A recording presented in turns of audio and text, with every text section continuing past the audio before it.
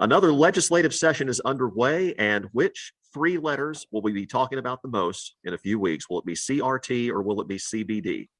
That's my only joke for this insider segment with our political insiders, conservative commentator Abdul-Hakim Shabazz and Democrat Brian Gaddie. Gentlemen, welcome. Always good to be here, old friend. Hello. All right, well, let's get started with day one. We're off to a rousing start with a lot of activity out of the blocks. First off, let's talk vaccine mandates, who can do them, who can't, what the rules are around them. The Republican caucus has said they are fast-tracking this bill that would, some businesses say it would handcuff them. Republicans say it's about individual rights, the rights of the individual workers as to whether or not they should be forced to get a vaccine, forced to take a COVID test, to stay at work. What do we think about the status of this bill? We'll start with you, Abdul. We got a couple of things going on here, Ray. First of all, you have the House version. First of all, both the House and Senate version include the necessary steps to lift the governor's emergency orders. That's kind of point number one. That's where the House and Senate agree. Where they tend to disagree is over vaccine mandate exemptions. The House has the medical exemption, the religious exemption, and a proposal was also put in this week that would give you sort of a natural immunity exemption. On the Senate version, that's not in there. It's just strictly the lifting of the emergency order, the three things the governor needed. So that the House and Senate are going to have to try to figure out on how to fix. Personally, I feel that if an employer says you got to get a vaccine mandate, you got to get a vaccine mandate. Indiana is an at-will state. You can be fired for a good reason, bad reason, no reason, just not an illegal reason like say race or age or gender. What's interesting though is a lot of people think Republicans are all on the same page, but they're not. I mean, they've got supermajorities, yes, but they do not necessarily agree on how to get this done. And so that'll be the interesting thing to see once this goes through the process. Brian, it doesn't sound like the Republican governor supports this idea, at least not the idea of telling businesses what they can and can't do in this instance. No, Governor Holcomb doesn't. And it's just really interesting that the Republicans claim to be the party for business, but yet they want to encroach in the decisions that businesses should make. And these should be left to the private sector, not to government. And I know people are probably shocked to hear a Democrat talking like this, but the fact is that I really believe the Republican Party is not pro-business anymore. It's really now a party about culture. It's warriors. It's about talking about these issues to create wedge issues and divide. And the business community here in Indiana, I think they're beginning to see that we Democrats are not we're not the hostile party that they always think that we are when it comes to business.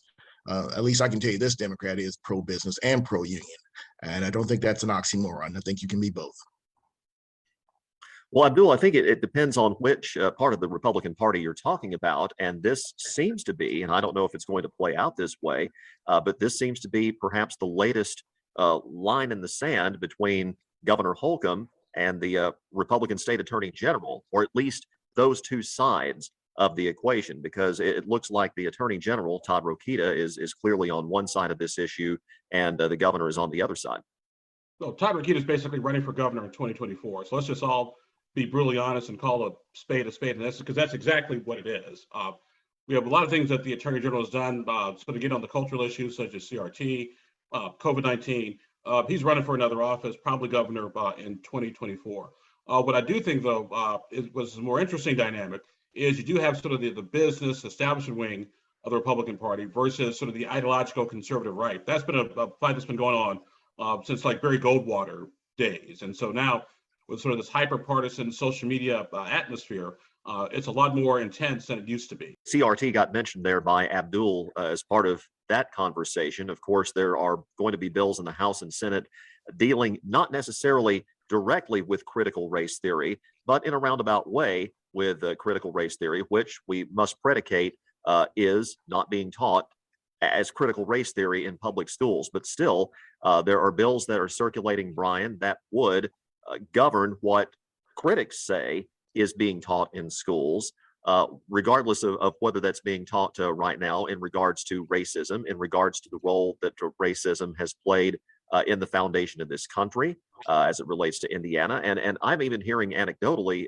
teachers of foreign languages who are getting blowback from parents because they are teaching about how those languages, say French, for instance, played in the role of colonialism, centuries ago, and even bringing that up is causing controversy. Talk about what Democrats think about these bills, number one, but two, what real power do they have to do anything about them, given that they are in the extreme minority in the legislature? Well, these bills from the Republican right, as Abdul was talking about, the extreme cultural right, they're all about just trying to create wedge issues and try to divide Hoosiers in order to gin up the Republican base.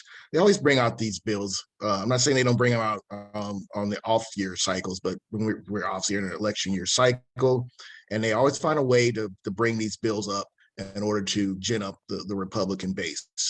What can we do as Democrats?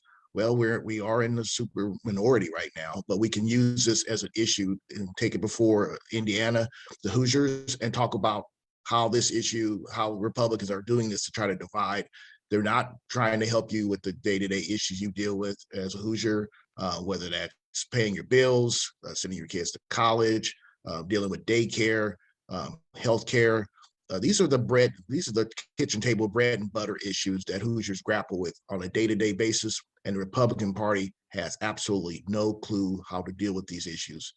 They're too busy with trying to come up with cultural issues in order to divide Hoosiers. And CRT, as you stated, Raymond, is not being taught in schools. Now, if you go to law school like Abdul's our good friend Abdul is an attorney, he can tell you that it's not being taught in grade school and high school.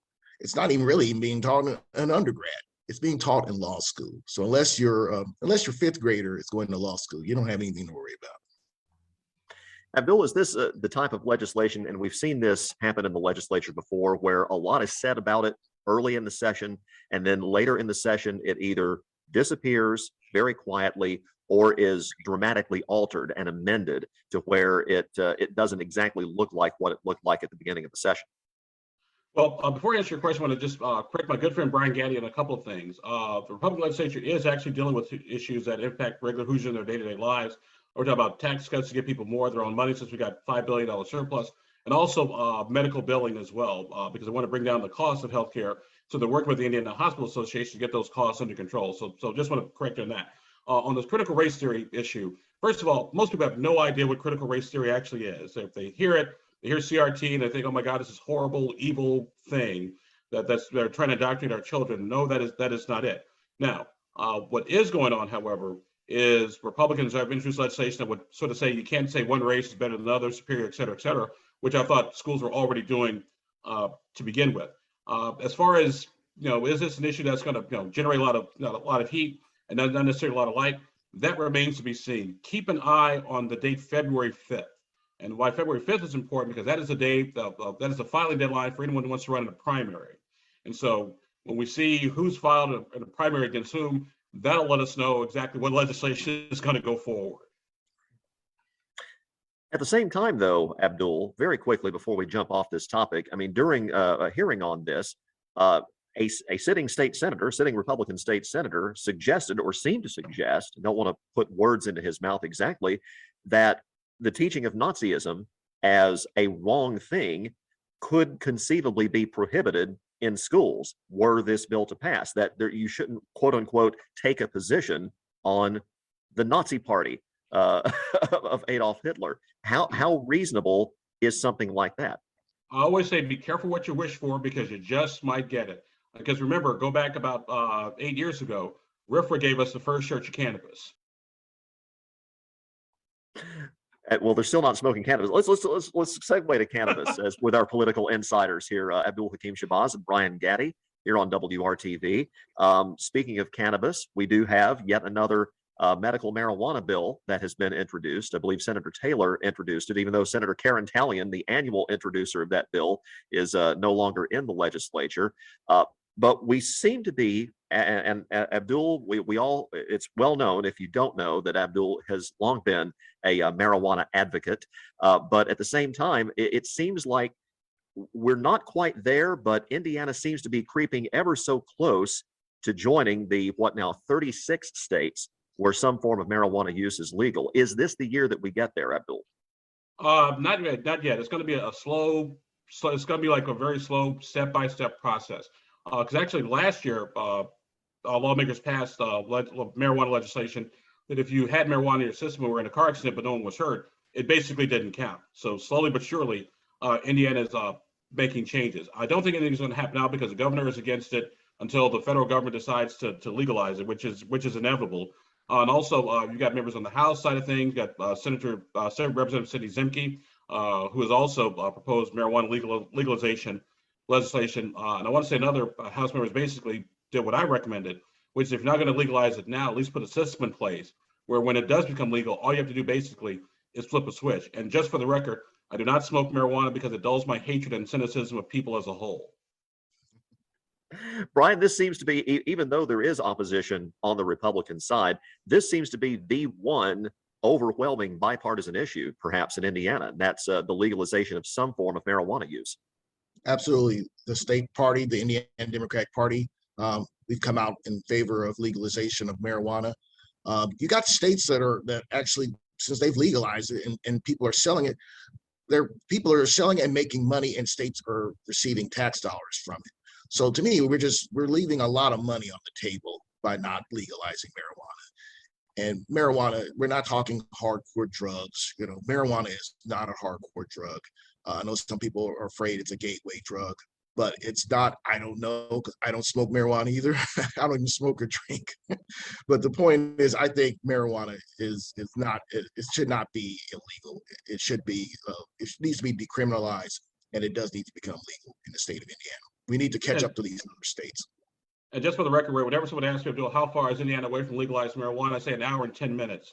Just get on I-74 and head to Danville, Illinois, exit 220, make a right, and go about half a mile. You get to the Sunnyside dispensary, and you see all the Indiana license plates in the parking lot. You're just not supposed to. I know that from personal experience. I just know. No, of course not. You're just not supposed to bring it back with you. That's the thing. Right. You know? Not supposed to anyway. Well, speaking of, Brian alluded to leaving money on the table. Very quickly, let's shift to what Abdul alluded to earlier, and that is the tax cut plan that House Republicans are expected to push. And you mentioned the surplus, Abdul, and it is very large right now.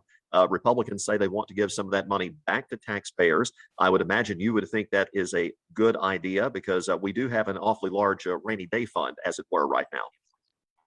It is, but it's also not. And what I tend to take the Senate side on the surplus because, like I said, a lot of it is, American Recovery Dollars Act, and give Joe Biden credit where credit is due, but it's just one-time money, and it's not going to last forever. And with the cost of inflation and things going up, you want to make sure you got enough money in the bank to take care of your needs, but also you want to make sure too that, like I said, this is just one-time dollars.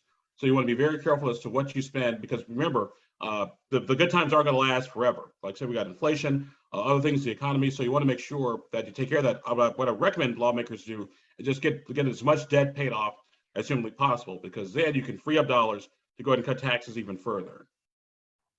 Brian, Democrats have taken the position that this money should be invested in Hoosiers in different ways, not necessarily giving them a tax cut or a rebate or whatever you want to call it, but investing that money in whether that's infrastructure, education, what have you. Absolutely, and it should be. I mean, if you look at our infrastructure here in the great state of Indiana, we've got bridges that are in disrepair. We've got roads that need to be repaired. We have children here in our state that lag behind children in other states when it comes to educational performance and numbers that are just lagging behind. So we do need to invest this money in Hoosiers. And quite frankly, Indiana does need to do this because these numbers, whether it's education numbers, whether it's infrastructure, we're really just lagging behind so many of our sister states in the Midwest. So we should definitely reinvest this money. Yeah, but you got to remember though, Brian, it's one-time dollars, and you can't use one-time dollars to create ongoing expenditures. So I understand that the need to invest was just a fancy word for spend, but you can't use one-time money for ongoing expenditures. It's just bad economics. Last thing, gentlemen, let's talk about those are the top of mind issues. That's what a lot of people are thinking about as we head into the rest of the legislative session. We'll start with you, Brian. What do you think one thing that is not on the radar perhaps right now will happen or could happen that might take us by surprise, or something that might impact Hoosiers in ways that we're not necessarily thinking of right now? That's a really good question. I'm hoping that we Democrats, we Hoosier Democrats, start to roll back right to work in this state. I can tell you, as a son of a union man, my father was a proud member of the National Letter Carriers Union, as well as a drill sergeant in the U.S. Army. And it's just really been a horrible thing that former Governor Mitch Daniels got that passed, it cited the law, turning Indiana to a right to work state. We're one of the top manufacturing states in the country, and I'm hoping we as Democrats make that an issue. Now, I know it's an uphill fight, obviously, with us being the super minority, but I do think we Democrats in the General Assembly should put that as an issue forward. I know it's not going to go anywhere, but we should at least try to do it. Abdul, what's something we can look forward to that maybe we're not necessarily looking at right now? First of all, right to work has been a law of the land in Indiana for almost 10 years now, almost a decade, and union membership is actually up. So just want to kind of make that clear. What I don't necessarily know what the issue is going to be, but I do know when it's probably going to happen, which is around Valentine's Day, because for some strange reason, Valentine's Day is a time in the session where some weird thing pops up that no one saw and sucks all the air out of the room and becomes a big distraction. So exactly what it is, I don't know yet, but mark your calendars around February 14th. That's when it's probably going to happen.